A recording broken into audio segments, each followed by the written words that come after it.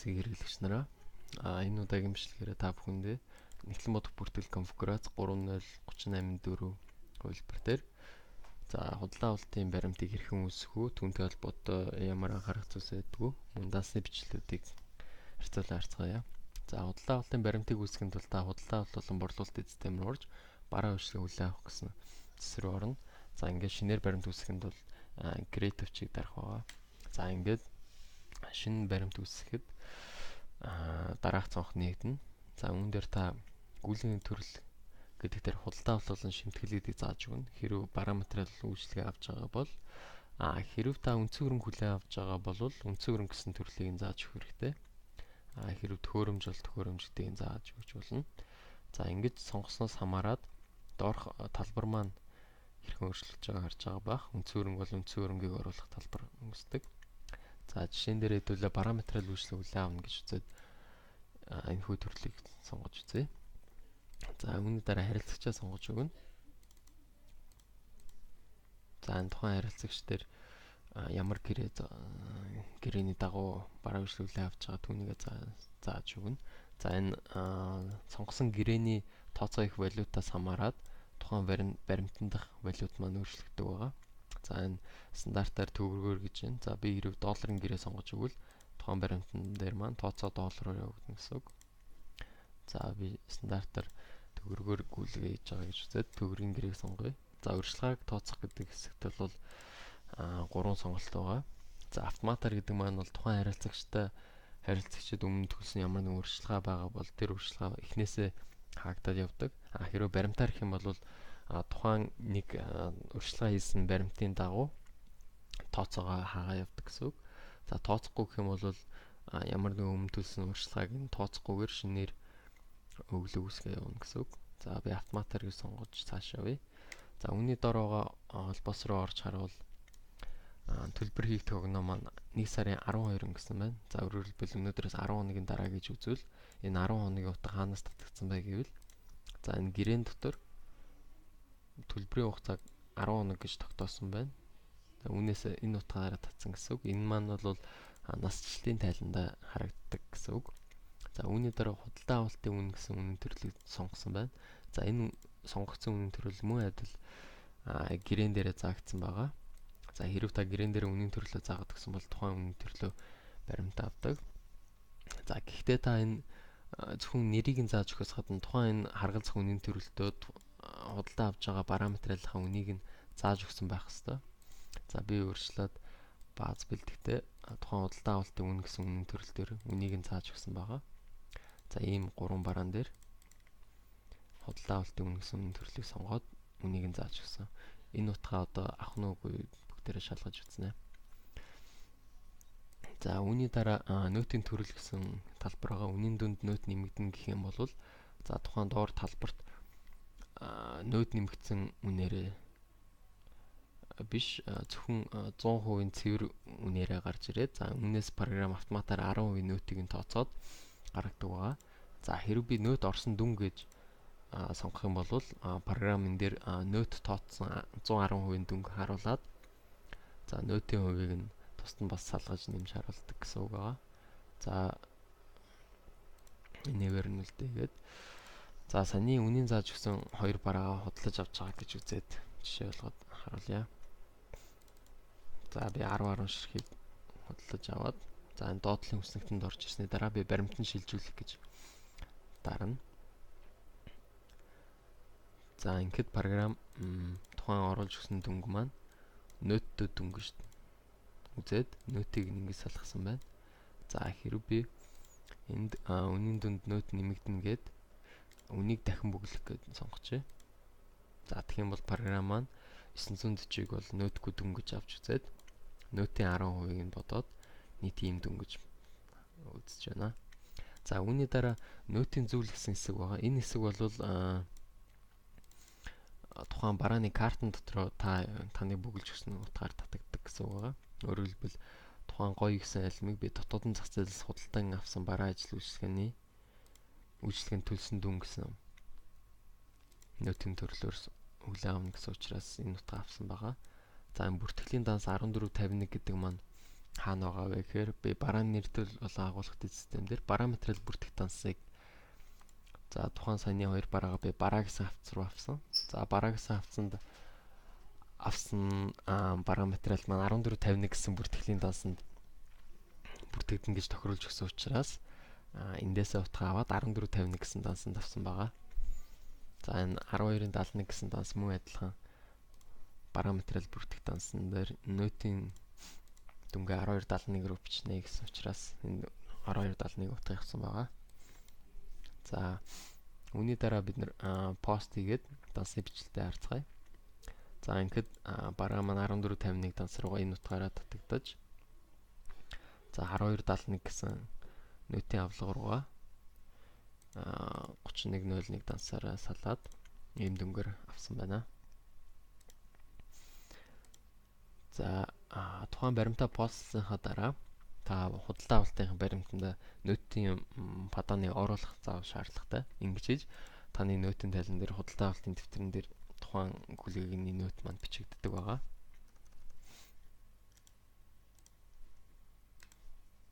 За тухайн нөтийн баримт руу ороод дансны бичлэлтэй харах юм бол 12.71 гэсэн дансаас 12.65.01 гэсэн данс руу бичигдэнэ гэсэн үг. Өөрөөр хэлбэл нийт ийм дүнгээр. За ингэж хийж тухайн худалдаа авалтын дэвтэрэн дээр бичлэлт хийгддэг. За жишээ болгож хэдүүлээ энэ нөтийн падааныхаа постыг нь авч агаад нөтийн тайлан дээр худалдаа авалтын дэвтрээ бүрдүүлээд үзье. За 19 оны 1 сарын 1-ээс 12 сарын 31-ний хооронд за ингээ харахад бичлэлт хийгдээгүй байна. За тэгвэл бид нэр хүлээн авсан нөтөө пост хийгээд нөтийн тайлан дээр дахин бүрдүүлэлт хийгээ үзье. За ингээд за 111 гэсэн ийм дугаартай David гэсэн бэлтгэгчийн нөт нь ийм байна гэдэг салж харагдаж байгаа гэсэн үг. За худалдаа авалтыг ингэж хийж болно. За тухайн худалдаа авалттай холбоотой нэмэлт зарлыг хэрхэн тусах вэ гэвэл нэмэлт зарлал гэсэн функц байгаа. За нэмэлт зарлал гэсэн функц руу ороод шинээр create гэсэн тавш үүсгэж зааж өгч болно. За ямар харилцагчид нэмэлт зардал гарсан юм бэ? За жишээ нь Intel гэсэн харилцагчаас нэмэлтээр бид нэр за 20,000 төгрөгийн үйлчлэг авсан гэж үзье. За тэгээ үүнийхээ дараа тухайн нэмэлт зардлаа хэрхэн хуваарлах аргыг нь зааж өгөх ёстой. Дүнгээр эсвэл тоош ирэхээр за ойлгомжтой байх хүнээс ямар баримттай холбож тухайн гүйлгээ гаргах юм бэ тэрийгээ сонгож өгье. За би шинэ сүүлд хийсэн гүйлгээ сонгож өгөөд за энэ хоёр барааг худалдаж авахд зориулаад тухайн гарсан нэмэлт зардлынхаа хуваарлах аргыг зааж өгье. За хэрвээ эхлээд дүнгээр гэж зааж өгөх юм бол барааны дүн буюу энэ хоёр дүнгээр салж хуваарлагдана. За пост хийгээд дансны бичлэлтэй харъя. За ингээд 8,600 9,500 гэдгээр хоёроор хуваарлагдсан байна. За тэгвэл би энийгээ тоош ширхээр болгож хуваарлая. Өөрөөр хэлбэл би 10 ширхэг авсан учраас адил тэнцвэр хэмжээтэй хуваарлагдах хэрэгтэй. За ингэж дахин пост хийгээд дансны бичлэлтэй харуул. За 9,090 гэж тэнцүү нэмэлт зардал маань хуваарлагдсан байна. За хуваарлагдж байгаа нь 1451 дансны гоё алим гэсэн субконто руу нэмэгдэж байгаа гэсэн үг. Энэ маань өртгөр рүү нэмэгдэнэ гэсэн үг те 1451 дансан дээр өртгөрөө бичигдэж байгаа. Энэхүү барааны өртгөр орж байгаа гэсэн үг. За нэмэлт зарлыг та ингэж бүртгэж болно. За нэмэлт зарлыг бүртгэсний дараа хэрв та импортоор бараа материал хүлээн авч байгаа бол импортын ачаагалын мэдүүлгийг хийх ёстой байдаг. За импортын ачаагалын мэдүүлгийг хэрхэн хийх вэ гэвэл за би жишээ болгож Шинхуа гэсэн юм харилцагчаас юанаар худалдаа авалт хийсэн гэж үзээд за тухайн худалдаа авалтын дээрээ үндэслээд импортын ачаагалын мэдүүлгийг үүсгэе. За ингэж үүсгэхэд та эхлээд гайлын байгууллага сонгож өгөх хэрэгтэй байгаа. За гайлын байгууллагыг та мөн адил харилцагч гэсэн хэсэгт үүсгэж өгөх хэрэгтэй байдаг.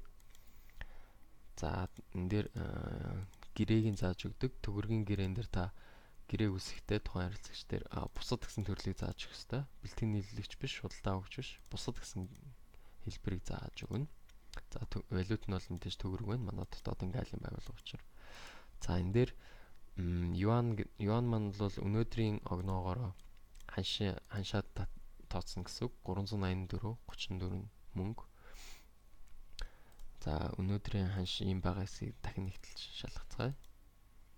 За 19 оны 1 сарын 2-ны ханш 384 төгрөг 34 мөнгө байна. За үүний дараа та ачаагалын мэдүүлгийн дугаарыг үүсгэж оруулж өгөх ёстой.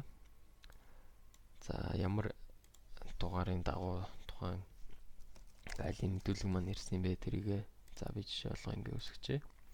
За энийгээ сонгож өгнө. За хураамжийн дүн гэдэг бол галийн мэдүүлгийг үүсгэхтэй холбоотой гарсан ямар нэгэн бичиг цаасны зардал, маягтын хураамж, тэр хураамжийн дүн байна. За би энэ дээр 10,000 төгрөг гэж жишээ болгож оруулъя. За торгуулийн дүн за хэрвээ тухайн импорттой холбоотойгоор торгуул төлж байгаа бол торгуулийн дүнгээ ийшээ оруулж өгнө. За энэ хураамжийн дүнгээ та бас зардлын дансаар нь задлж бүртгэх боломжтой байгаа. Хэрв та зардлын дансаар бүртгэхгүй гэх юм бол энэ дүн маань өртөг рүүгээ бичигддэг байгаа. За хэрвээ зардлын дансаар бүртгэх гэж зааж өгөөд энэ дээр жишээ нь за 7,000 данс руугаа бид нэр бүртгэж үзвэл зардлын дансаа ямар нэгэн за зардлын заалттай холбоод үүсгэж өгье.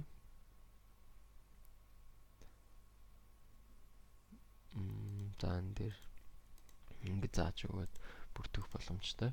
За ачаагалын мэдүүлгийн хэсгээр бид нэр өмнөх бараа үйлчлүүлэх авах баримт дээр үндэслэж үүсгэх учраас тухайн бараа үйлчлүүлэх авах баримтанд байгаа бараа материалын бүх чагсаалтууд үнийн дүнгээрээ гарч ирж байгаа. За энэ дээр галийн үн маань 1000 юан гэж автоматар татагдсан байгаа. За энэ дээр хэрэв өөрчлөх шаардлагатай бол та гараараа өөрчлөлт оруулж болно. За галийн татвар ногдуулахдаа төгрөгөөр ногдуулна. За галийн татварын хувь хэмжээ 5% байх уу эсвэл 5.5% байх уу та оруулж өгнө. За би жишээн дээр 5% гэж тооцож үзвэл тухайн өдрийн юаны ханшийг юанаар үржүүлээд тэндээсээ 5% тооцоод ийм дүн гаргаж ирж байгаа гэсэн үг. За энэ галийн татварын дүнг нэмсэн дүн дээр бид нэр бас нөтийн хувиа тооцно. За нөтийн 10% тооцоход нөтөнд маань 40,355 төгрөг тооцогдож байгаа гэсэн үг. За хэрв манай хүлээн авч байгаа бараа материал маань олон байх юм бол за худалдаж авч байгаа үнийхээ дүнгийн дагуу пропорцолж энэ галийн татварын дүн маань хуваагдаж ордог байгаа. Нөтийн дүн маань бас харгалзаад хуваарлагдана гэсэн үг. За ингээд бүгдээрээ дансны бичлэлтэй харцгаая пост хийгээд. За ингээд 14.51 гэсэн данс руу маань за галийн татварын 19,217 төгрөг нэмэгдэж орж ирсэн байгаа. За бид нэр хураамжийн дүнгээ 7,000 данс руу бичнэ гэсэн учраас 10,000 төгрөг маань 7,000 руу бичигдсэн байна. За нөтийн дүн маань 12.72 буюу нөтийн авлага галийн гэсэн 12.72 данс руу бичигдсэн байгааг харж байгаа байх. За эндээсээ буцаад 12.72-оос 12.65 руугаа бичигдсэн байгаа. За хэдүүлээ нөтийн тайлангаа бүрдүүлээд бас харж байна. Нөтийн тайлан дээр худалдаа авалтын тэмдэгтрээ. За ингээд 1970 төгрөгөөр хിവэрэ байна. За үүний дараа хэдүүлээ зардлын дансаар бүртгэхгүйгээр өртөгтөө хэрхэн орохыг нь бас шалгаж үзье. За зардлын дансаар бүртгэгдэж чагтыг авсан байгаа. За ингээд дансны бичлэлтэй харуул. За галийн татвар маань нэмэгдэхээс гадна галийн хураамж маань 10,000 төгрөгөөр бас өртөг рүү бичигдсэн байгааг харж байгаа хаа. За импортын ачаагалын мэдүүлгийг та ингэж шийднэ. За үүний дараа та мөн бэлтгэн нийлэгчийн буцаалтын баримтыг үүсгэх боломжтой. Өөрөөр хэлбэл бэлтгэн нийлэгч маань чанаргүй бараа нийлүүлсэн үед та буцаалтын баримт үүсгэж болно. За ингийн тулд та create овчийг дарж нэр үүсгэж болно. Аль эсвэл өмнө үүсгэсэн байгаа бараа үйлчлэгийн хүлээн авах баримтан дээр үндэслээд бэлтгэн нийлэгчид бараа материалыг буцаах баримтыг үүсгэж болно. За эндээсээ би Pepsi-г хасаад гоёын альмыг би нэг ширхэг буцаасан гэж үзнэ. үзье. За ингээд үнийн төв маань автоматар татагдсан байгаа харж байгаа бах. За бусад талбарууд бол бүгдээр автоматар татагдсан байгаа өмнөх баримтнаас. За энэ дээр пост хийгээд